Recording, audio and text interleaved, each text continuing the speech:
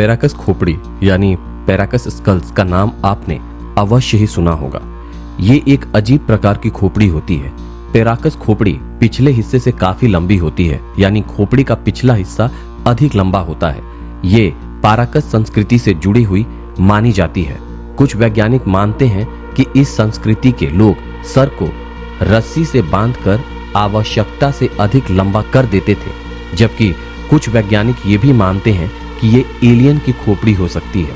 ये अजीब खोपड़ियां पेरू के दक्षिणी तट के पास पिस्को प्रांत में एक साइट पर पेरू के पुरातत्वविद जूलियो टेलो द्वारा 1928 में खोजी गई थी। यहाँ पर एक पुराना कब्रिस्तान मिला है, जिस कब्रिस्तान के अंदर ऐसे 300 से अधिक लोगों को दफनाया गया है, जिनके सर का पिछला हिस्सा अधिक लंबा है। वैज्ञानिकों के लिए इस प्रकार की रहस्यमय खोपड़ियों के बारे में समझ पाना मुश्किल हो रहा है। फिर भी कुछ वैज्ञानिक बताते हैं कि पैराकस संस्कृति के अंदर बच्चों के सर को मैनुअल स्प्रिंग आदि से इस प्रकार से लंबा बनाया गया होगा, लेकिन इस धारणा को साबित करने के लिए वैज्ञानिकों के पास पर्याप्त सबूत नहीं है। हालांकि कुछ ऐसे सबूत मिले हैं जिनमें कुछ लोग अपनी खोपड़ी को जन्म से ही धागे से बांधे रखते थे, लेकिन ऐसा करने से खोपड़ी फैल तो सकती है, लेकिन इतनी अधिक लंबी नहीं हो सकती। कुछ एक वैज्ञानिक तो पहले से ही ये मान रहे थे कि ये अजीब प्रकार की खोपड़ी किसी एलियन की हो सकती है। वहीं 2014 के अंदर इन खोपड़ियों का वैज्ञानिकों ने डीएनए टेस्ट किया तो पता चला कि ये खोपड़ियां 2000 साल पुरानी हैं और इनका डीएनए किसी भी इंसान से नहीं मिलता और अब तक ज्ञात किसी भी जीव से भी इनका डीएनए मैच नहीं खाता।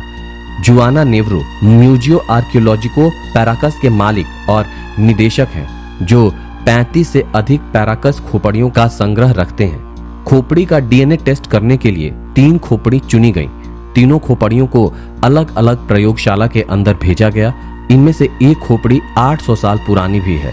ये एक अजीब प्रकार का रोग होता है जिसकी वजह से इंसान की खोपड़ी आवश्यकता से अधिक लंबी हो जाती है, लेकिन इन खोपड़ियों के अंदर इस प्रकार के किसी भी रोग के नहीं मिलने का वैज्ञानिक दावा करते हैं। हालांकि क्रानियोसिनोस्टोसिस रोग के साथ कई बच्चे भारत में भी जन्म ले चुके हैं। वैज्ञानिकों के पास इस बात का कोई जवाब नहीं है कि ये खोपड़ी किसकी है, लेकिन वैज्ञानिक मानते हैं कि इन खोपड़ियों वाले इंसान होमोसेपियंस, निएंडरथल और डेनिसोवो से बहुत अलग हैं।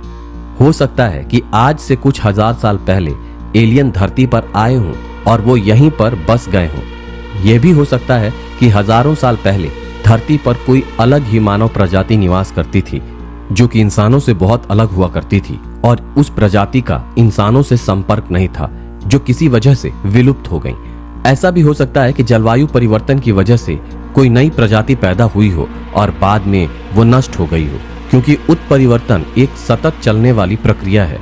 जो परिवर्तन वातावरण के अनुकूल होते हैं वे ही जीव धरती पर जिंदा रह पाते हैं, जबकि बाकी खत्म हो जाते हैं। कुछ वैज्ञानिक अभी भी इन खोपड़ियों के रहस्य को सुलझाने में जुटे हुए हैं। वैज्ञानिक ये जानने की कोशिश कर रहे हैं कि इन मानवों की खोपड़ी आवश्यकता से अधिक लंबी कैसे हो गई और क्या ये कोई दूसरी प्रजाति थी या फिर एलियन जो किसी समय में धरती पर आकर बस गए थे।